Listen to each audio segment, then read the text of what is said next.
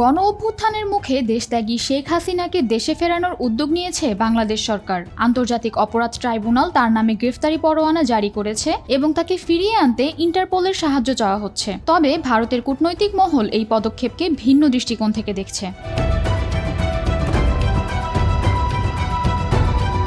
ভারতের পররাষ্ট্র মন্ত্রণালয় সূত্রের বরাত দিয়ে আনন্দবাজার পত্রিকার এক প্রতিবেদনে বলা হয়েছে, এগুলো করা হচ্ছে বাংলাদেশের রাজনৈতিক গ্যালারিকে বার্তা দিতে। রেড কর্নার নোটিশ দিলেই যে ভারত থরহরি কম্প হয়ে কোনো সিদ্ধান্ত নেবে এমন বিন্দুমাত্র সম্ভাবনা আদৌ নেই। বরং এই সময়ে দাঁড়িয়ে এই কথাই ঢাকাকে মনে করিয়ে দিতে চাইছেন কূটনীতিকেরা। দেশের অর্থনীতিকে কোণঠাসা অবস্থা থেকে ফিরিয়ে আনতে এবং ভবিষ্যতের ধাক্কা সামলাতে ভারতের সঙ্গে বাস্তবোচিত সম্পর্ক তৈরি করা উচিত। নয়াদিল্লির উপর রাজনৈতিক চাপ বাড়ানোর নীতি নিলে বাংলাদেশের অর্থনৈতিক পরিস্থিতির সুরাহা হবে না।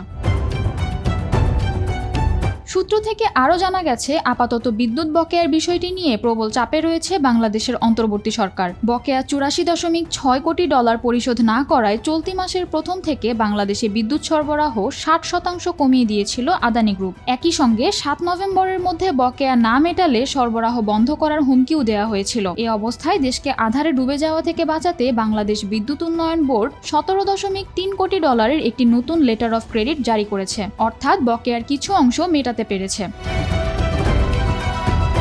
প্রতিবেদনে বলা হয়েছে, গত কয়েক বছরে ভারত প্রায় 800 কোটি ডলার নামমাত্র সুদে ঋণ দিয়েছে বাংলাদেশকে। এছাড়া অনুদান দিয়েছে বিভিন্ন প্রকল্পে, যার মধ্যে রয়েছে সড়ক, রেল, সেচ, নৌবন্দরের মতো ক্ষেত্র। ওষুধ ও খাদ্যপণ্যের ক্ষেত্রেও ভারত নির্ভরতা যথেষ্ট। 2022 থেকে 23 অর্থ বছরে ভারত বাংলাদেশ বাণিজ্য প্রায় 1600 কোটি ডলারে দাঁড়িয়েছে। এর মধ্যে শক্তি খাতের সহযোগিতাও উল্লেখযোগ্য। বর্তমানে ভারত থেকে 1160 মেগাওয়াট বিদ্যুৎ আমদানি করছে বাংলাদেশ। বিশেষজ্ঞদের মতে, শেখ হাসিনার শাসনামলে বৈদেশিক ঋণের বোঝা বেড়েছে, যা অর্থনীতির জন্য হুমকি। বাংলাদেশ আর্থিক সংকটে পড়লে দক্ষিণ এশিয়ার স্থিতিশীলতা হুমকির মুখে পড়তে পারে বলে ধারণা করা হচ্ছে।